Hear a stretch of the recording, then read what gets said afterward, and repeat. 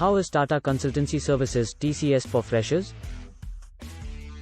To be very frank, if you have a better offer than TCS, except similar ones like Infosys, Wipro, Cognizant etc., please go for it. If there are no other options, then TCS should be your fallback option, otherwise not. First, let's focus on the positive aspects. Once you begin working at TCS, you may finally call yourself financially secure and independent. You are no longer dependent on your parents to take care of your financial needs. On the other hand, you can purchase something that you've wanted for a very long time. You are able to meet your demands and finance your own expenses. That's what it means to stand on your own 2 feet. You are exposed to working on actual projects. The projects and things you worked on in college weren't representative of the actual world, they were merely use cases of the business problem. Here, you gain practical experience working on actual objects. In addition, if you are motivated enough, you can learn a lot and advance quickly. LinkedIn Learning and Udemy are 2 recent innovations from TCS. Because of this, TCS workers can take the majority of the courses on these platforms for free.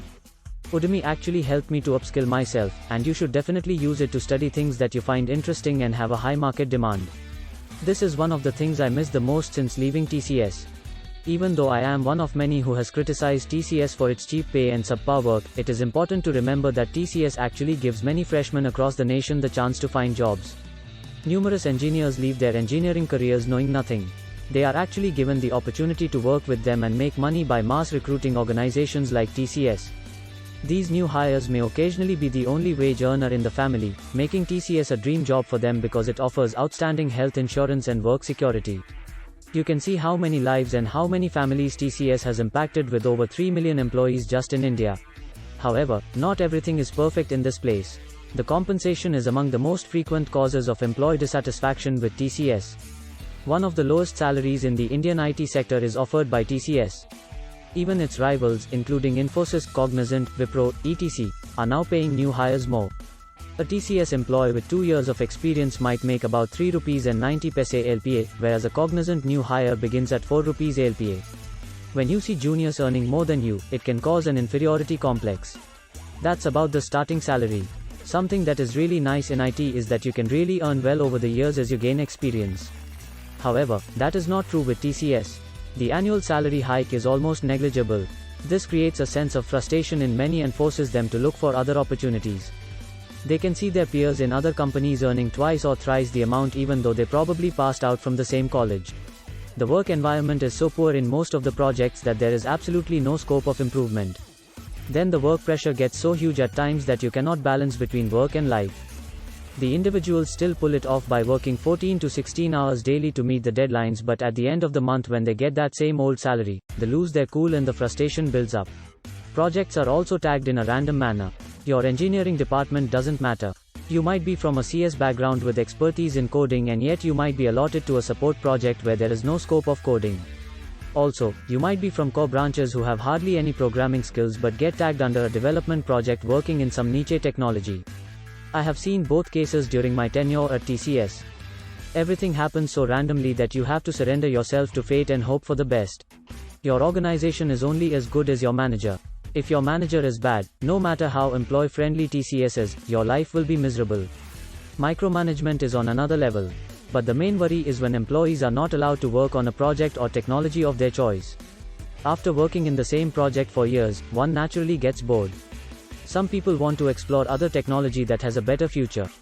However, their manager just won't let go of them, citing lame excuses and holding them back. The aspirations of employees are literally killed sitting in these projects. 90% of the projects present in TCS is of support, and it is highly likely that as a fresher you will be tagged into one. In one sentence, support projects suck the blood from you, squeeze out every drop of life inside you and leave you tired, frustrated and exhausted. The type of work that is done at these support projects does not require any technical expertise. Any school kid who knows basic English and how to operate a computer can do it. So the work they do cannot be added to the CV, thereby stunting their professional growth. After the exhausting work hours, they hardly get any time left to self-study or upskill themselves with the latest technologies and try interviewing outside. Hence, getting stuck in that hole with no way out further adds to the frustration of the employees. On top of that, the monetary compensation is one of the lowest in the IT industry at service-based companies where more than 90% of projects involve support role only. These employees are made to work hard, slog for extra hours in return of peanuts. The annual appraisal is almost negligible too. This kind of a work environment further boils the anger and frustration in them. In support projects, you are basically required to be available 24/7. If there's an emergency, you are required to attend meetings in the middle of the night. If there is a bug in production, you need to pull off an all-nighter to support the fix. But neither do you receive an appreciation nor any overtime pay for the additional effort. Employees are hardly allowed to take a leave, and even then, when they luckily manage to get one, they are asked to stay available on call if they are required for anything. But then people choose to stay with TCS for years after years. One of the main reasons is job safety. A career in TCS is as safe as it can be. People often compare it with government jobs in terms of job security. It has also earned the tag of being like a government job in a private sector. TCS policies are known for being friendly to the employees. This is why many IT professionals towards the end of their career join TCS and retire happily without any tension or worries. Their medical policy is one of the best among IT industries in India. They hardly lay off staff. Even during the pandemic, they remained true to their word and didn't fire anyone, while other companies were terminating thousands of employees daily. But every coin has two sides. The job security, however, has its disadvantages too. Employees tend to relax a lot and take it easy, as a result of which their productivity suffers. Many get too comfortable in TCS that they don't feel like coming out of their comfort zone and try making a switch to a better job. But yes, there's no risk involved in this place. I know many IT employees say that they are uncertain of their jobs. They might be terminated any day or suffer a mass layoff if the company goes into a loss. It is not the same with TCS, which is probably why it is compared with government jobs often. Please help us to grow. Subscribe our channel and like video.